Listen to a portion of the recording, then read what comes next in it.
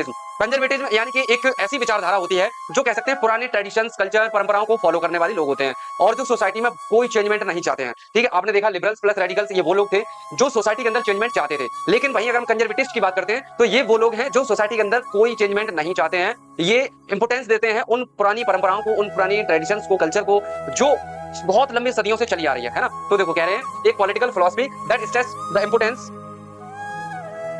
Of traditions, established institutions and customs and preferred gradual development to quick change. यानी कि और ये क्या प्रीफर करते हैं कि धीरे धीरे डेवलपमेंट यानी धीरे धीरे चेंजमेंट होना चाहिए, ना कि क्विक एकदम चेंजमेंट हो। समझ में आ गया? क्या थे ये लोग, कौन थे? जो सोसाइटी के अंदर चेंजमेंट तो चाहते थे बट बहुत स्लो, यानी कि एकदम चेंजमेंट नहीं चाहते थे। और ये पुरानी परंपराओं के समर्थक थे, मोनार्की के, पुराने ट्रेडिशंस के, कल्चर के, इसके ये समर्थक थे। अगर हम बात करते हैं इसी ऑर्डर में जब नेपोलियन हारता है 1815 में, आपने देखा कि वाटरलू की लड़ाई होती है और रशिया, ब्रिटेन, ऑस्ट्रिया, प्रूशिया ये मिलकर नेपोलियन को हरा देते हैं वाटरलू की लड़ाई में। और यहां से फिर एक बार फिर से ओल्ड रिजाइम की शुरुआत की जाती है।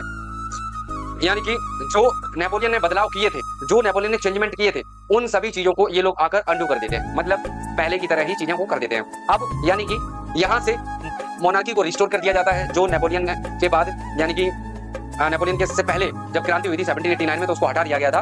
ठीक है, बर्बन डायनेस्टी को यहाँ पर फिर से रिस्टोर कर दिया जाता है। और उसके बाद आप देखेंगे कुछ चीजें जो थी, conservatives believe in the establishment of traditional institutions of state and society and this should be preserved. और यानी कि सोसाइटी एक ऐसी सोसाइटी होनी चाहिए जहां वरीयता हो किसको, मोनार्की को, चर्च को, प्रॉपर्टी को और सोशल हायरार्की को, फैमिली, यानी कि इन सभी चीजों को जहां इंपॉर्टेंस दी जाती हो। ये कंजर्वेटिव टाइप के लोग थे जो इन सभी चीजों को इंपॉर्टेंस देते थे। अगर हम बात करते हैं आगे कि लेकिन इनकी संख्या जो थी वो बहुत कम थी, सीधी सी बात यह है। आप देखो, few accepted some of the changes introduced by Napoleon, यानी कि इनमें कुछ चेंजमेंट नहीं किए, जो नेपोलियन ने चेंजमेंट किए थे उनमें से इन्होंने सत्ता में दोबारा आने के बाद कुछ चेंजमेंट नहीं किए। वो क्या चेंजमेंट नहीं किए? एक तो इन्होंने अबॉलिशन ऑफ फ्यूडलिज्म, यानी कि जो नेपोलियन ने फ्यूडल सिस्टम को हटा दिया था उसको उन्होंने एज इट इज बना रहने दिया। ठीक है, उसके बाद मॉडर्न आर्मी को इन्होंने भी रिस्टोर किया, बनाया। और उसके बाद अबॉलिशन ऑफ सर्फडम, यानी कि जो नेपोलियन ने गुलामी दास्ता को हटा दिया था उसको भी इन्होंने रिस्टोर नहीं किया। इन्होंने यानी कि चलो ये काम जो किया है वो अच्छा किया है। ठीक है, और उसके बाद एफिशिएंट ब्यूरोक्रेसी, यानी कि ये सब काम थोड़े थोड़े कंजर्वेटिव टाइप के लोगों ने वो वैसे ही रखे जैसे नेपोलियन ने किए थे। ठीक है।